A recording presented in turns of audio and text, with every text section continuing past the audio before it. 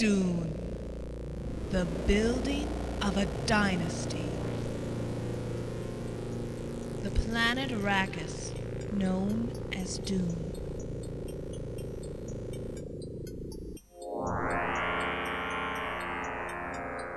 Land of sand. Home of the spice, melange.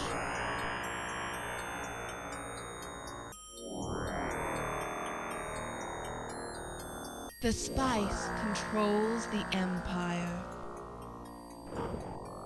Dune II, the building of a dynasty, the battle for Arrakis. The game responsible for us right now having a genre called real-time strategy. You know, the one we're currently kind of ignoring and severely mistreating by lumping in MOBAs in there as well. Not to mention the Dune series. Have we seen any Dune games recently? Of course not. The last one was released, about 15 years ago.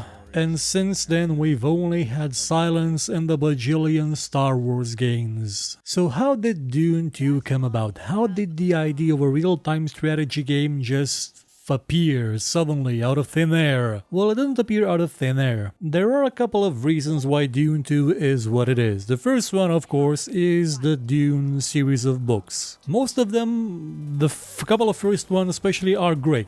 I encourage you to read them. They're a bit of a atypical book, at least from my point of view when I read them the first time. You see, even the adaptations of Dune, of the first story of Paul Atreides' Rise to Power, has a certain sense of mystery about it. That something may happen, that maybe someone is plotting against him, maybe this character will die. When the book starts out basically telling you, yeah, he's gonna die, because, you know, the main character can see the future, that's the whole idea. It's actually a bit bizarre because only the first story has ever been adapted as a video game. And well, loosely adapted. The only two actual adaptations of Dune are the first Dune game made by Cryo, which was at one point cancelled, so Virgin decided to take the IP to Westwood and told them, hey, you know, you should make a game like this. Hey, by the way, look at Herzog's Zwei as a sort of inspiration that maybe you could do something akin to that. Herzog's Zwei being, of course, a strategy-ish game made for the Sega platform. Maybe it was a Genesis in 1989. It wasn't a full RTS, but it did have some elements of it. It also had a very neat split-screen mode, which was very fun to play. The other adaptation of Dune was also made by Cryo as Frank Herbert's Dune in around 2001. It's one of the worst games I've ever played. I did a show in a different language years ago about it. It's probably my best work. It did take me over a week to do it, and the game itself is just amazing to mock. It is so fundamentally wrong. But it is also the only other adaptation that takes characters from the book, events from the book. The first one, that's it. Westwood went into a different direction. They made, well, basically a war game. I believe the directive they got from Virgin was to make a resource strategy game. But Westwood wanted to do something more than just about collecting resources, so they got inspiration from other places like Civilization, from Populous, and a lot from a genre that at that time was kind of dead, the wargaming genre. Wargames were for a while one of the biggest genres in the gaming industry, especially on the PC. You had things like Chris Crawford's creations, you know, Eastern Front and Legionnaire. You had Stonkers, you had a lot of wargames. But they were dying. They weren't appealing anymore. They were slow, they were boring. So why not make them faster? Why not make them in real time? Suddenly, the concept of a wargame just got better. Yeah, you could control units using your mouse and the keyboard in real time. Back then, an actual GUI was something kinda new. Well, it wasn't new, but it wasn't popular. The Amiga had a GUI, a graphic user interface, for quite a few years, but you know, being the Amiga and marketed like crap, no one gave a damn, but the newly released Mac, which was also a piece of shit, did have the same interface and people liked it. Also the Apple IIgs, which was a much better system, had the same thing. And people started to take note. Yeah, mouse-driven games, yeah, that could work, that's a good thing. Let's do it, let's have contextual actions, let's do this. And they did, though not too much success. The first version of Dune 2 that was created was still a basic war game. You had two factions, small maps, you more or less threw units at each other, and when they all died, someone won or lost. There wasn't any feeling to it, any sense of novelty to it. But it was faster and a bit easier to control than your average war game. And that's when the inspirations from Civilization came in, the inspirations from Populous. How about you build things? How about you explore a map? How about you don't know what you're exploring, you don't see the map, it's just darkness. It's the fog of war that you have to pierce through in order to actually be able to see the enemy, to find them, to find resources. And because this is Dune, because this is the planet Arrakis, not everything you find out there in the deep desert is gonna be kind to you. Some things will be downright destructive,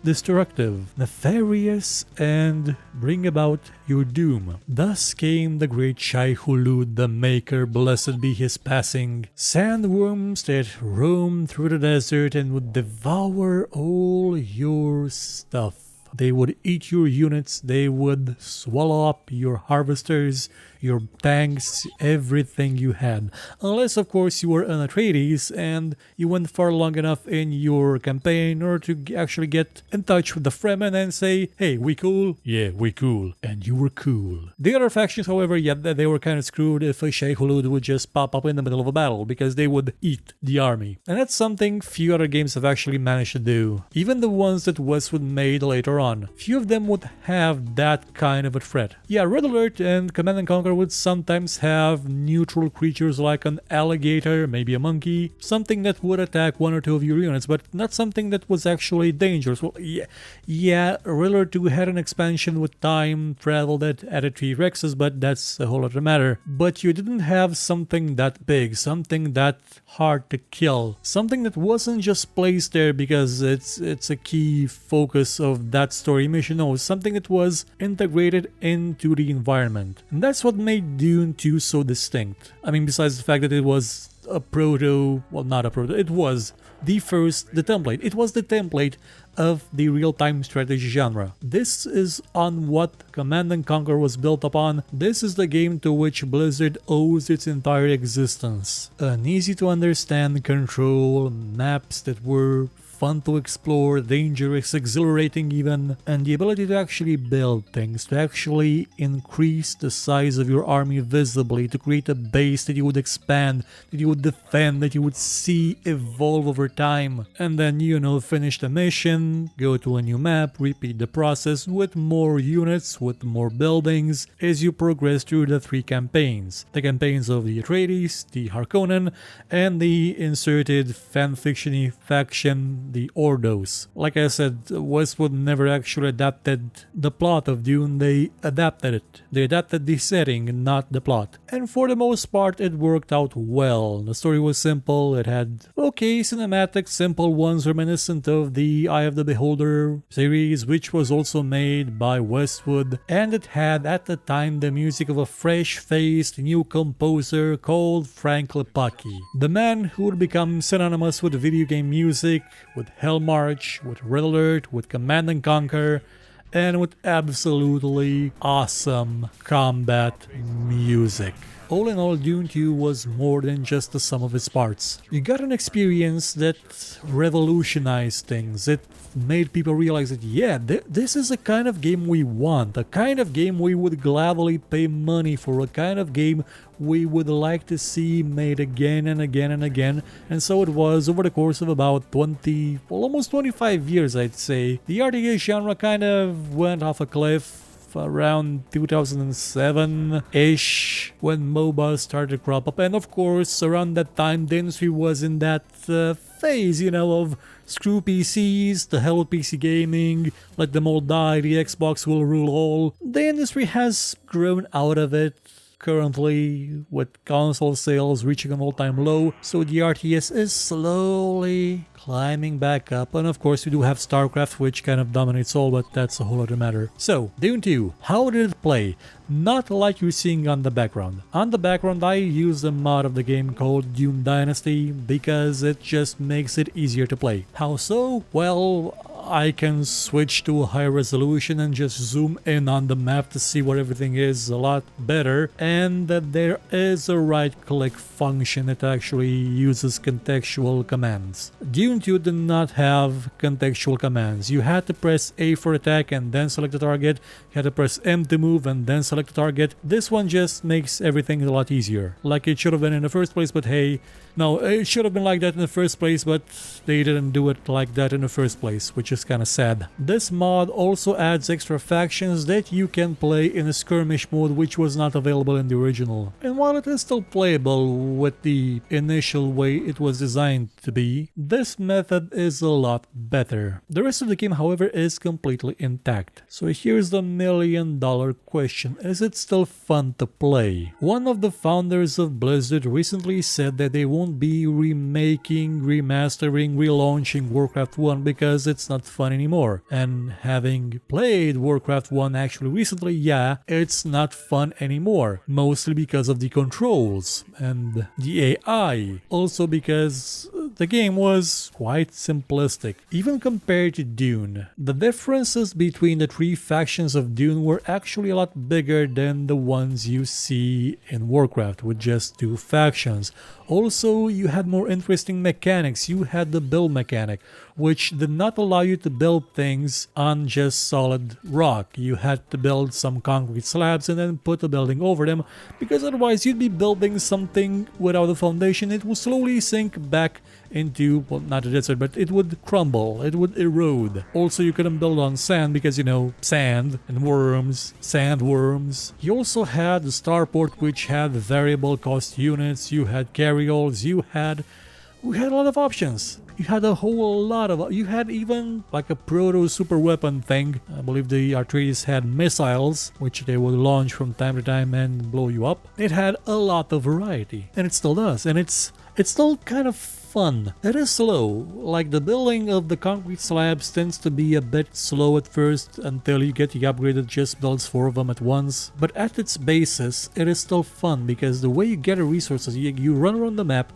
looking for patches of spice or spice plumes that you can blow up and reveal new fields of spice. You have to keep an eye out for sandworms, and you're constantly getting new units, ones that give you more tactical options, like you have rocket launchers that just fire from a great distance, you have sonic cannons, you have devastator tanks that will blow up if you need them to. There's topters too, and you can run units like infantry over with all your vehicles. And there's threads, like you see the threads, you see the marks that your units leave in the sand. If you kill infantry in the sand, it'll leave a corpse there for a while. That's an amazing attention to detail. That's something that makes Dune 2 still a joy to play, even though, like I've said, it tends to be a bit slow at first. Also, one important fact, this mod absolutely makes the AI murderize you. And it has a setting that will make the AI murderize you even further, so maybe try the original version first if you're gonna play it, because odds are you will die quickly in this game. And if you wanna play it, go get it off Abandonia, go get it off everywhere on the internet, because no one sells it, no one wants to. I don't know why. I believe maybe the rights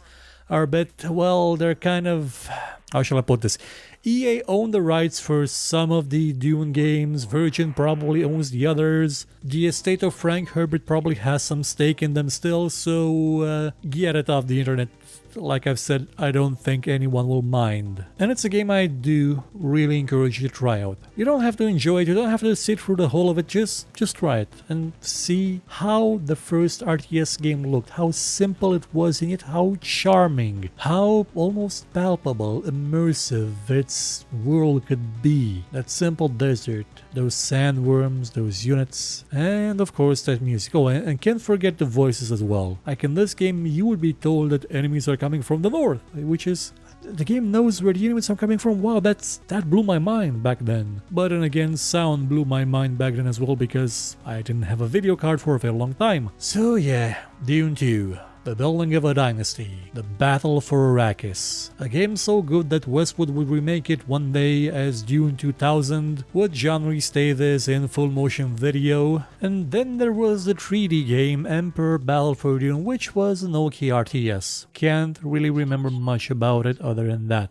But this one I probably played the most. Because why wouldn't you? This is Dune 2. And to this day, it is a testament of the endurance of good design. So go play it. Thank you for watching this show. If you enjoyed it, please consider watching some of our other videos and maybe sharing them or giving a thumbs up if you feel like it. And if you really liked what you saw, please check out our Patreon page. For just $1 a month, you could help us make much better shows and get some rewards in the process. Or you could consider buying my book called Tale of Doom. Volume 1 is out now and available for just $2. And as always, if you thought it was horrible, you know where to find me and complain about it.